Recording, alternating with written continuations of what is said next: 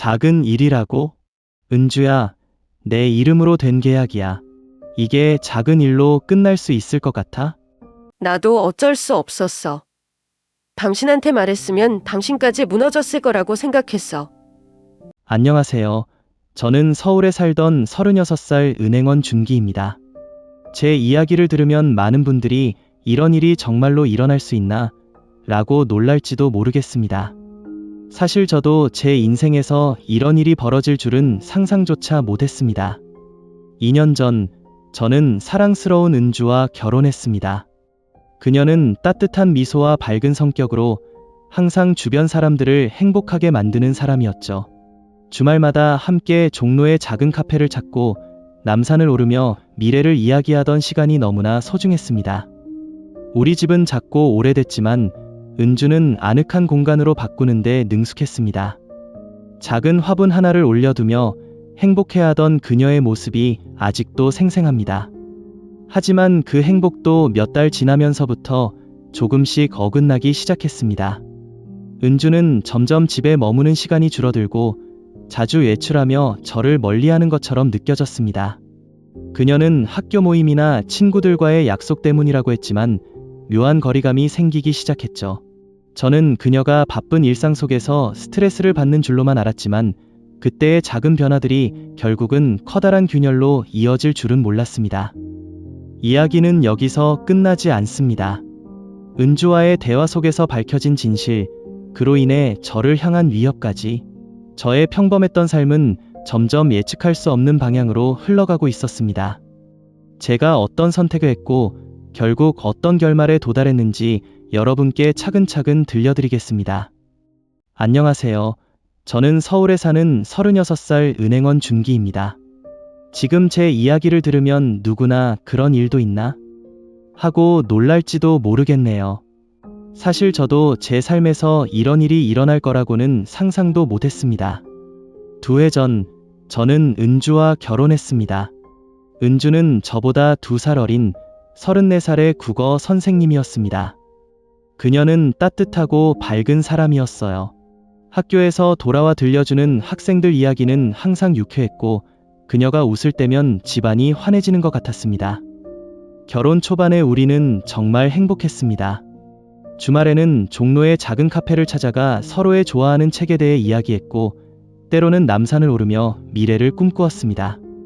둘만의 세계에서 계획도 많았죠. 전세로 얻은 아파트는 작고 오래됐지만 은주는 집안을 아늑하게 꾸미는 데 뛰어났어요. 창문에 커튼 하나를 달 때도 색깔을 고르고 거실에 작은 화분을 놓으며 행복해하던 모습이 아직도 기억에 선합니다. 결혼식을 준비하면서부터 느꼈던 은주의 세심함은 우리 일상에서도 빛을 발했습니다. 그녀는 저녁 식사를 준비하며 제가 좋아하는 음식을 항상 기억했고 제가 스트레스를 받을 때면 조용히 옆에서 위로해주는 사람이었습니다. 그 모든 게 저에게는 너무나 소중했습니다. 하지만 그렇게 완벽해 보이던 우리의 결혼 생활이 몇 달 지나면서부터 어딘가 미묘하게 어긋나기 시작했습니다. 그때는 이런 변화가 우리 관계에 큰 문제로 이어질 줄 전혀 몰랐습니다. 사람들은 흔히 결혼 초반에 달콤함이 사라지는 건 자연스러운 거야 라고 말하죠. 그래서 저도 별일 아니라고 생각했어요. 은주는 예전보다 집안일을 덜 신경 쓰는 것 같았지만 그녀도 바쁘니 당연히 그럴 수 있다고 이해하려 했습니다.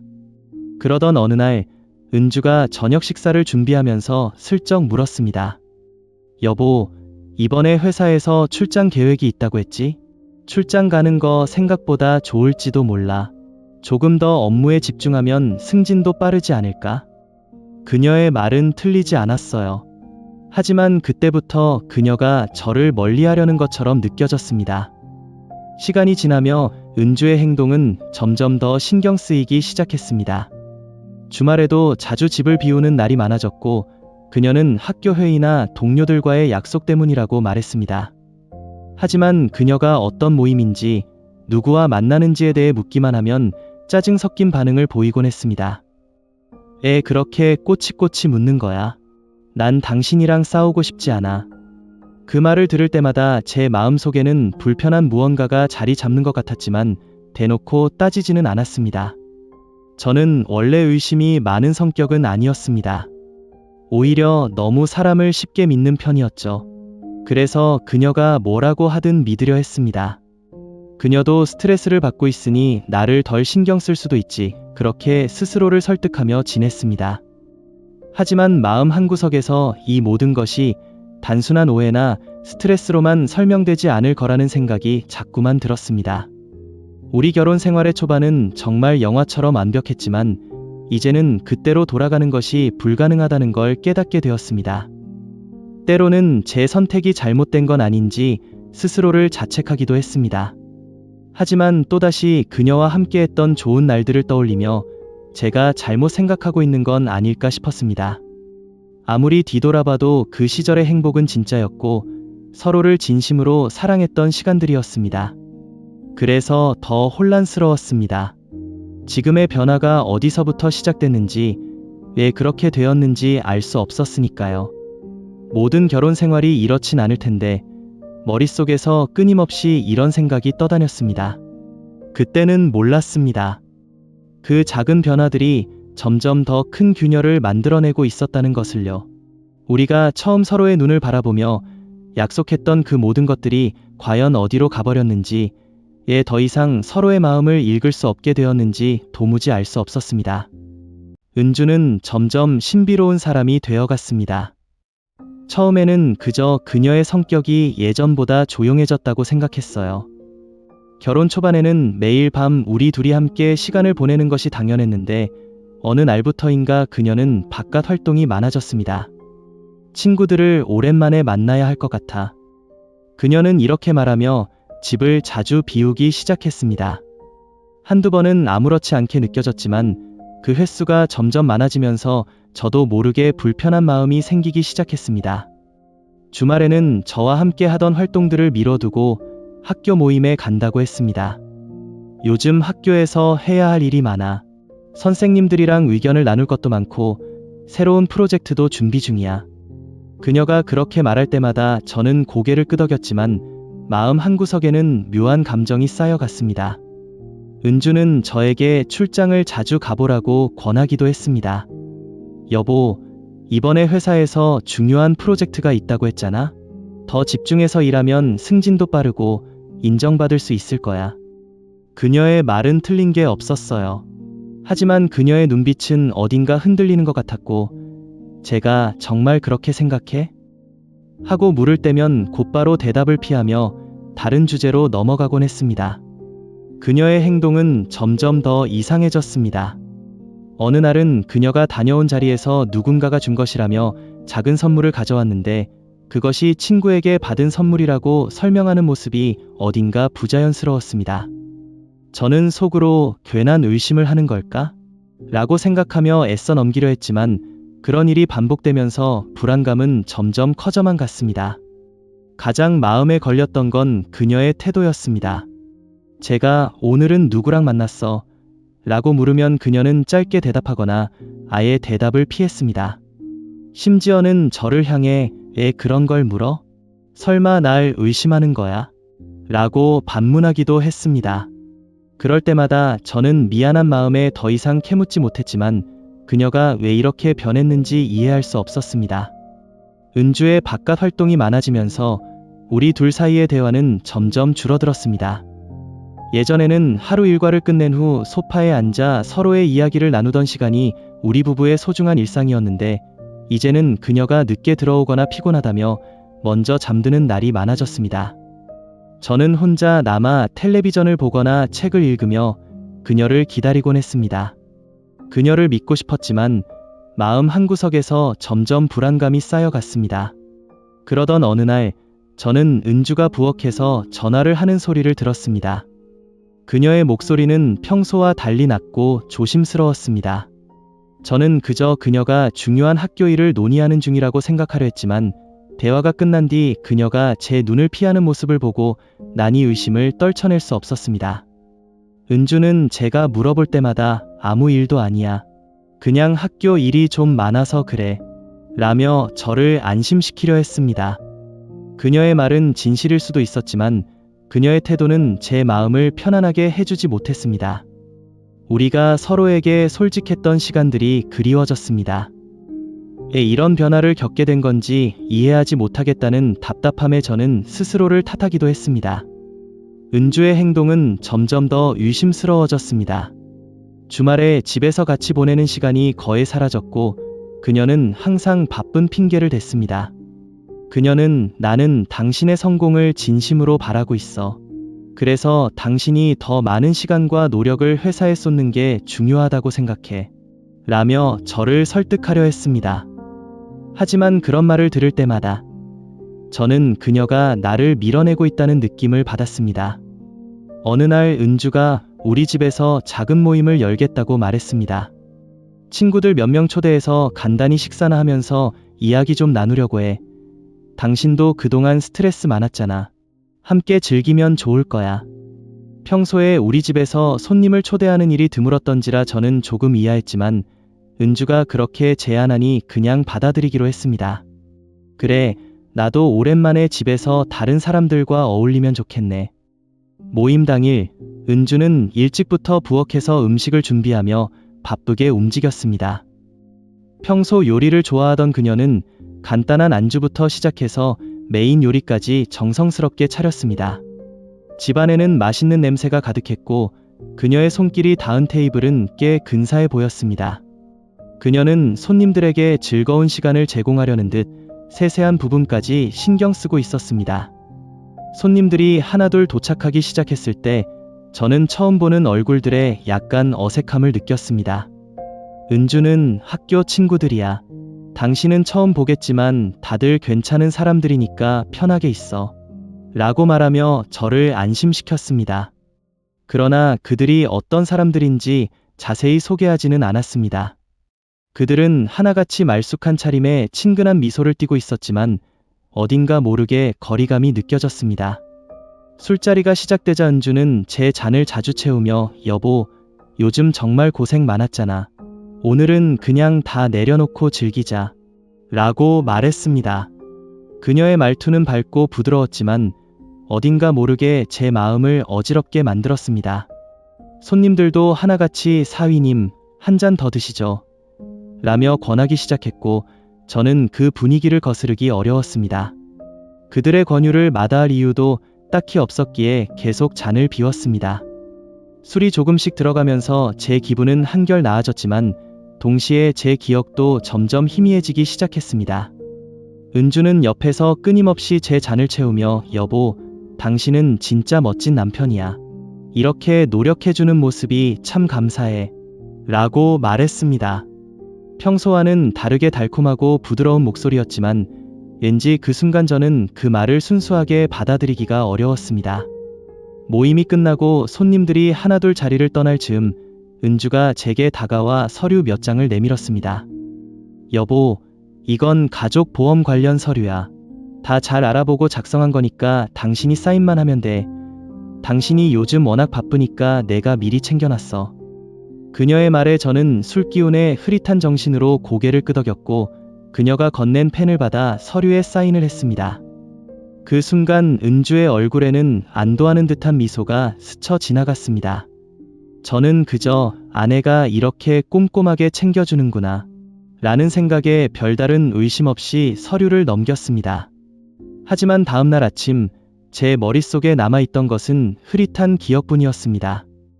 은주가 서류를 건네며 했던 말과 그 순간 느꼈던 어색함이 마음 한구석에 걸리기 시작했습니다. 몇 주 후, 저는 업무 중에 낯선 번호로부터 전화를 받았습니다. 평소 잘 모르는 번호는 받지 않는 편이지만 그날은 무심코 전화를 받게 되었습니다. 여보세요, 준기 씨 맞으신가요? 저는 당신과 함께 부동산 프로젝트를 진행 중인 투자자입니다. 전화를 건 남성의 목소리는 차분하고 자신감이 넘쳤습니다. 저는 순간 당황해서 부동산 프로젝트요? 저는 그런 걸 한 적이 없습니다. 라고 대답했습니다. 그는 마치 제가 오해하고 있는 것처럼 자세히 설명하기 시작했습니다. 지난달에 서명하신 계약서를 바탕으로 프로젝트가 진행 중입니다. 이제 마무리 단계인데 추가 자금이 필요해서 연락드린 겁니다. 그의 말에 저는 얼떨떨했습니다. 계약서라뇨? 제가 계약서를 쓴 기억이 없습니다. 라고 말하자 그는 그렇다면 이메일로 계약서를 보내드릴 테니 확인해보세요. 라고 했습니다. 그날 저녁 그가 보낸 이메일을 확인하며 저는 충격을 받았습니다. 첨부된 문서에는 분명히 제 이름과 서명이 적혀 있었습니다. 그것은 분명 제가 서명한 것이었지만 그 내용을 본 기억은 전혀 없었습니다. 문서를 자세히 읽어보니 거액의 자금을 투자한다는 내용이 적혀 있었습니다. 그리고 그 조건은 명백히 불리하고 위험한 것으로 보였습니다. 저는 순간적으로 머릿속이 하얘졌습니다. 이게 대체 어떻게 된 일이지? 내가 언제 이런 계약을 했던 거지? 한참을 생각해도 답이 떠오르지 않았습니다. 그러다 문득 며칠 전 은주가 집에서 열었던 작은 모임이 떠올랐습니다. 그날 술에 취한 상태로 은주가 건넨 서류에 서명했던 기억이 희미하게 떠오르기 시작했습니다. 설마 그게 이 계약서였나? 라는 생각이 스쳤습니다. 저는 은주에게 이 상황을 물어보아야겠다고 결심했습니다. 그녀가 퇴근하고 집에 돌아오자 저는 차분한 척하며 대화를 시작했습니다. 여보, 며칠 전에 서명했던 서류 말인데 그게 무슨 내용이었어? 오늘 이상한 전화를 받았거든. 그녀는 처음에는 대수롭지 않다는 듯 웃으며 대답했습니다. 아, 그거 그냥 보험 관련된 거였어. 왜 그래? 무슨 문제라도 있어? 그녀의 반응에 저는 더 이상 캐묻지 못하고 대화를 끝냈습니다. 하지만 그녀의 태도에서 느껴지는 미묘한 긴장감이 마음에 걸렸습니다. 이건 뭔가 이상해. 라는 생각이 머릿속에서 떠나지 않았습니다. 저는 다시 이메일을 열어 계약서를 자세히 읽어보고 이와 관련된 정보를 검색해보기 시작했습니다. 계약서에 적힌 내용과 조건, 그리고 그 투자 대상은 명백히 의심스러웠습니다. 저는 더 이상 이 문제를 혼자 해결할 수 없다는 생각에 동료와 상의하기로 했습니다. 다행히 회사에서 법률 문제에 밝은 동료가 있었기에 그에게 이 상황을 설명하고 도움을 요청했습니다.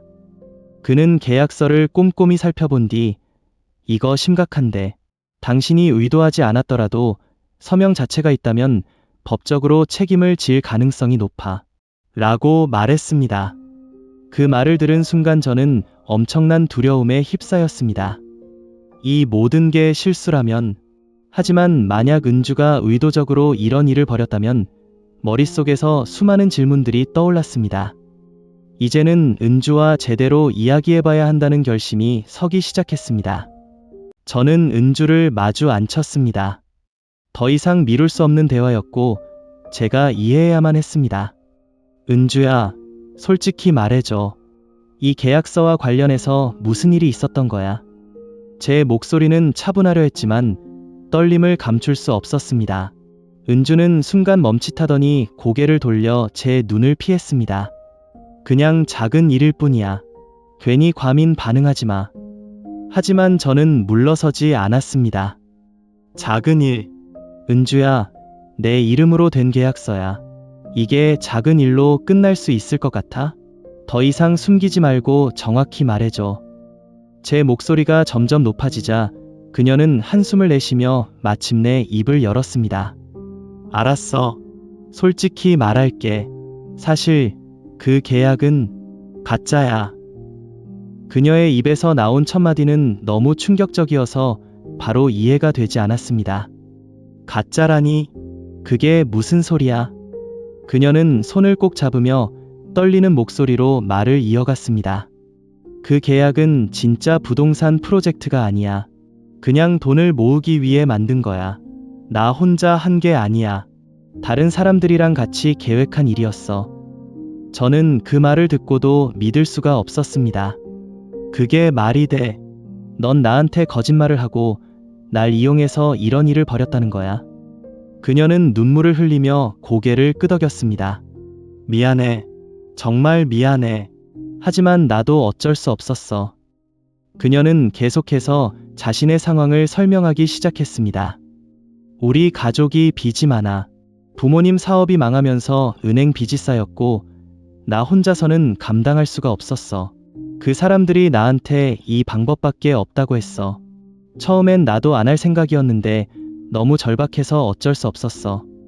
그녀의 말을 들으며 저는 머릿속이 복잡해졌습니다. 제가 사랑했던, 믿어왔던 그녀가 저를 이렇게 배신하다니.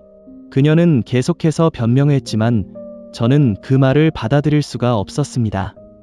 내가 그렇게 힘들었으면 나한테 솔직히 말했어야지. 왜 이런 식으로 날 속였어? 은주는 흐느끼며 말했습니다.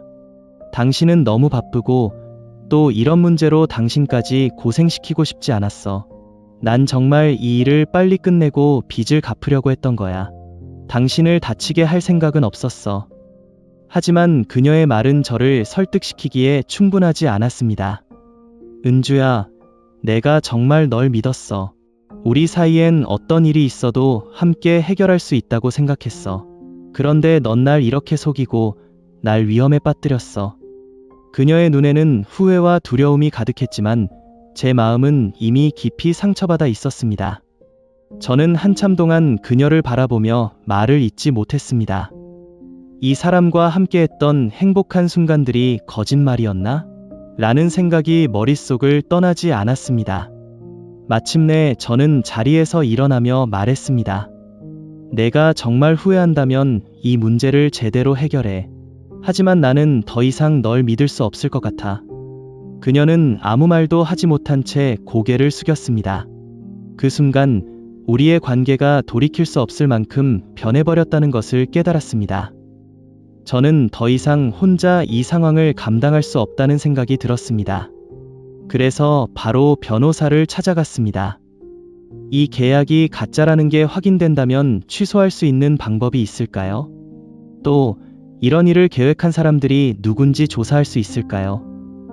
저는 변호사에게 간절한 마음으로 도움을 요청했습니다.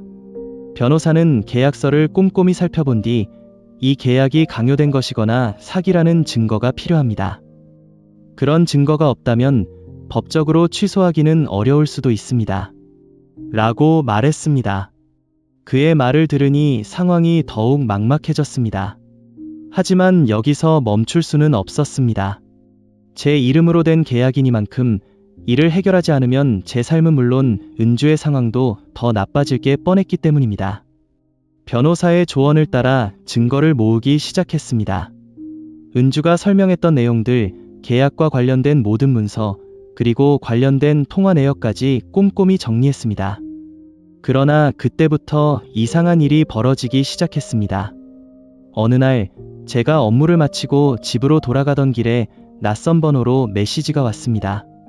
너는 이 일에 관여하지 않는 게 좋을 거야. 가족을 생각해.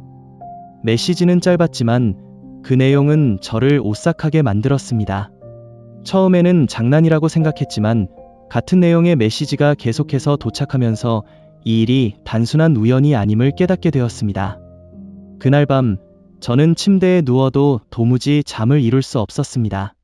이들이 정말 내 가족을 위협할 만큼 위험한 사람들일까?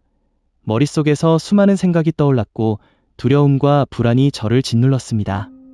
다음 날 저는 더욱 조심스럽게 행동하기로 마음먹었습니다.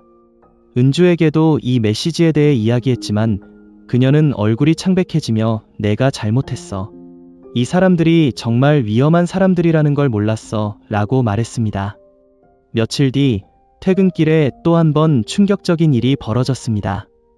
회사 주차장에서 차를 몰고 나오던 중 검은색 SUV 한 대가 저를 가로막았습니다. 차에서 내린 남성 2명이 제 차 창문을 두드리며 말했습니다. 그만둬. 더 깊이 들어가면 너도 내 가족도 안전하지 못할 거야.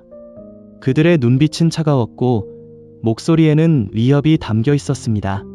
저는 겁에 질려 말을 잇지 못한 채 고개를 끄덕였습니다. 그들은 제 반응을 확인하듯 잠시 저를 노려보다가 차를 타고 떠났습니다. 저는 한동안 운전석에 앉아 꼼짝도 하지 못했습니다. 심장이 요동치고 머릿속은 그들의 말로 가득 찼습니다. 정말로 내 가족이 위험해질 수도 있겠구나. 이 생각이 들자 이 문제를 해결하려던 제 의지는 점점 두려움으로 바뀌기 시작했습니다. 그날 집에 돌아와 저는 은주와 이 상황에 대해 다시 한번 이야기를 나누었습니다. 이 사람들이 단순히 돈만 노리는 게 아닌 것 같아. 우리를 직접적으로 위협하고 있어. 은주야, 이 상황을 그냥 두면 안 돼. 그녀는 눈물을 흘리며 나 때문에 당신까지 이런 위험에 빠졌어. 정말 미안해 라고 말했습니다. 하지만 그 미안함이 상황을 바꾸진 못했습니다. 저는 다시 변호사에게 연락해 이런 위협적인 상황까지 모두 설명했습니다.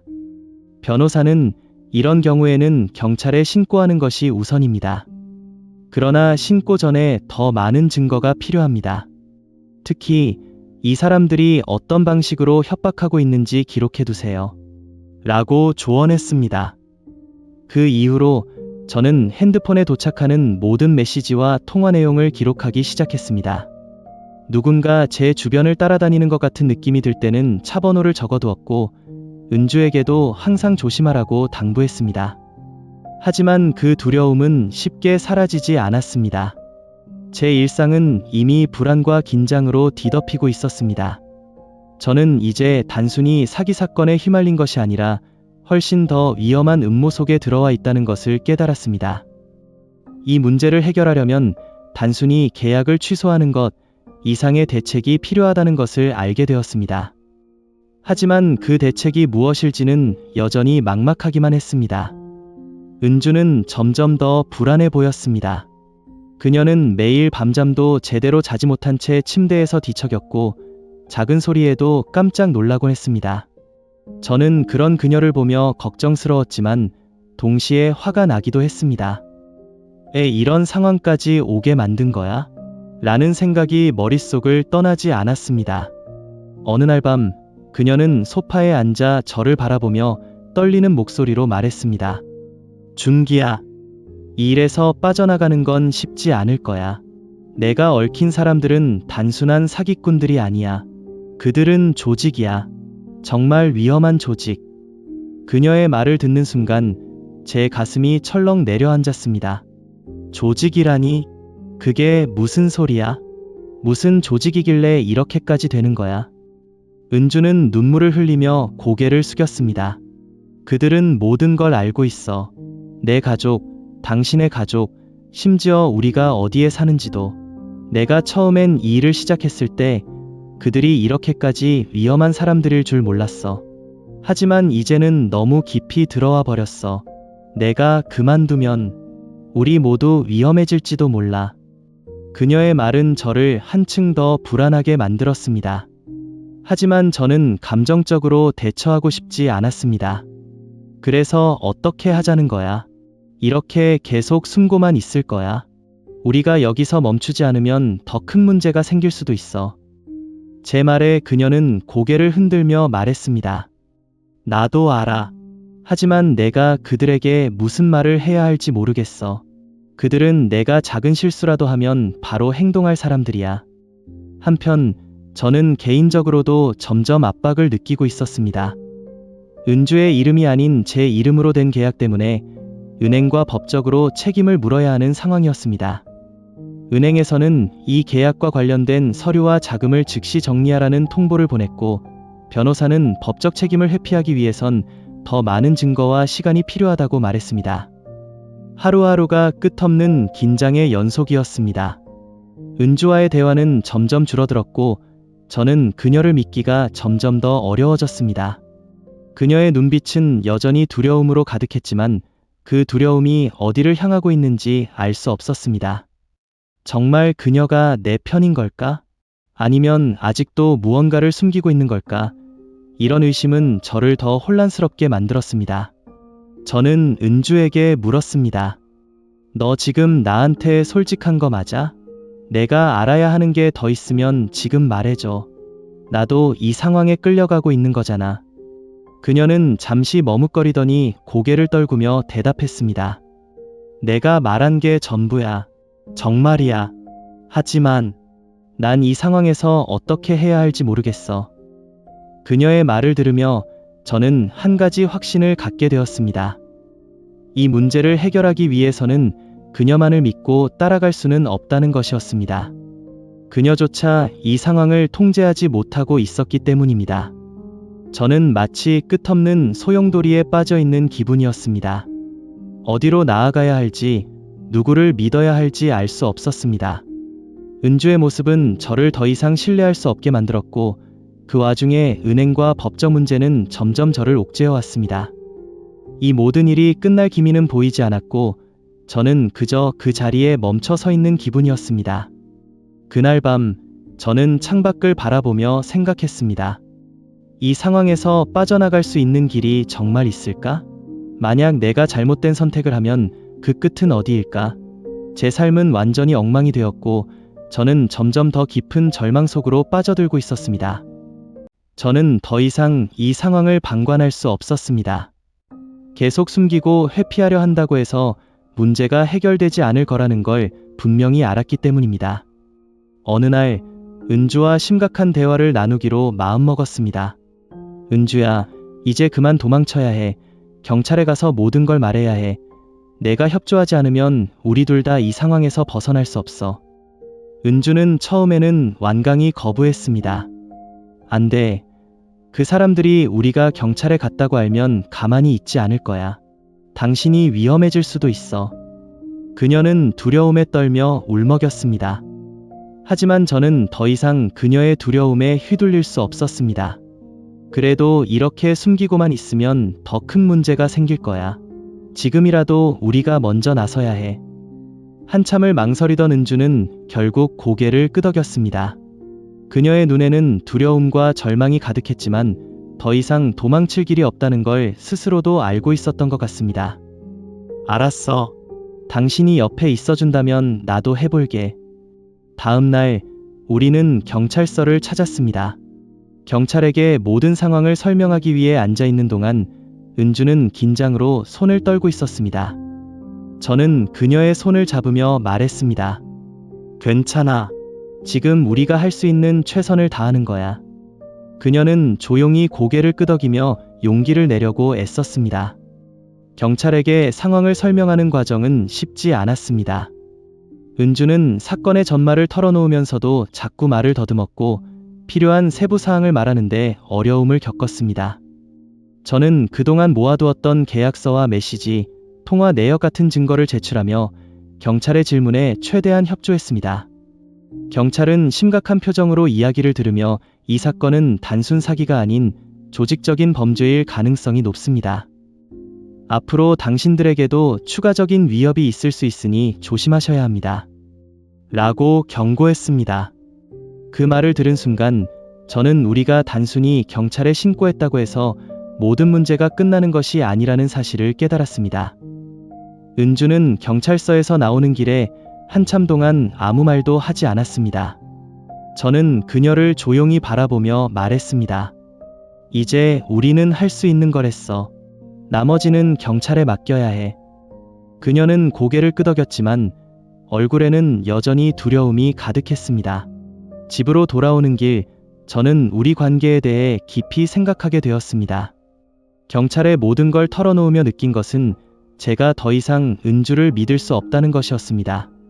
그녀는 제가 가장 신뢰하고 의지했던 사람이었지만 그 신뢰는 이미 산산이 부서져 버렸습니다.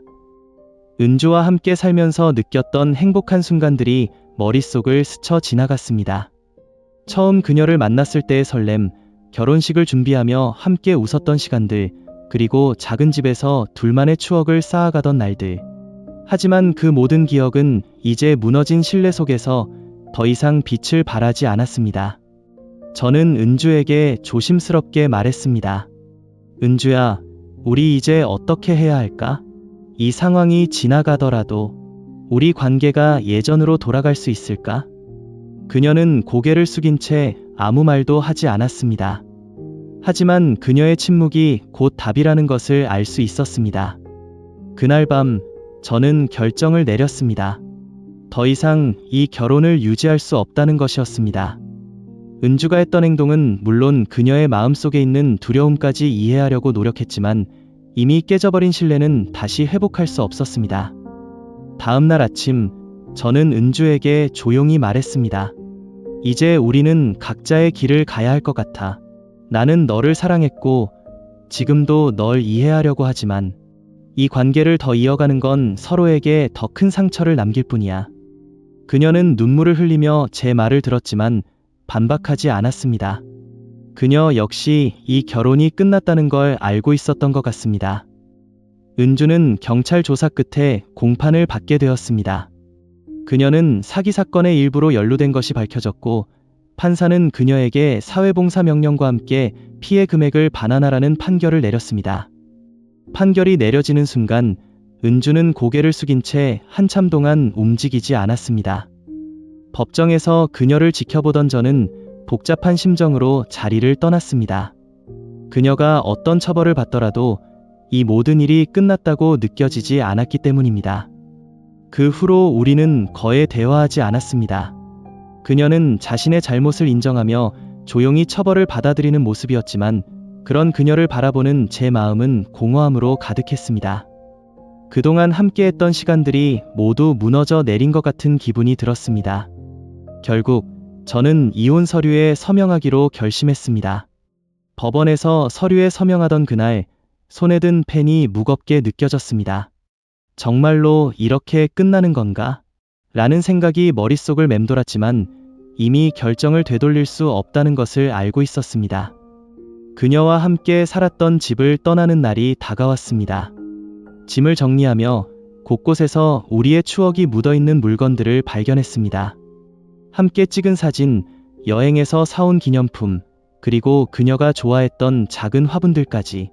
모든 것이 그때는 소중했지만 이제는 더 이상 의미를 찾을 수 없었습니다. 짐을 옮기던 도중 은주가 마지막으로 저를 바라보며 조용히 말했습니다. 미안해, 준기야. 내가 모든 걸 망쳤어. 당신을 다시 볼 자격이 없다는 걸 알아. 하지만 정말 미안해. 그녀의 목소리에는 진심이 담겨 있었지만 그 말을 듣는 저의 마음은 이미 너무 멀리 떠나 있었습니다. 나도 너를 미워하지는 않아. 하지만 우린 더 이상 함께할 수 없어. 각자 새 출발을 해야 할 것 같아. 제가 그렇게 말했을 때 그녀는 아무 대꾸도 하지 않았습니다.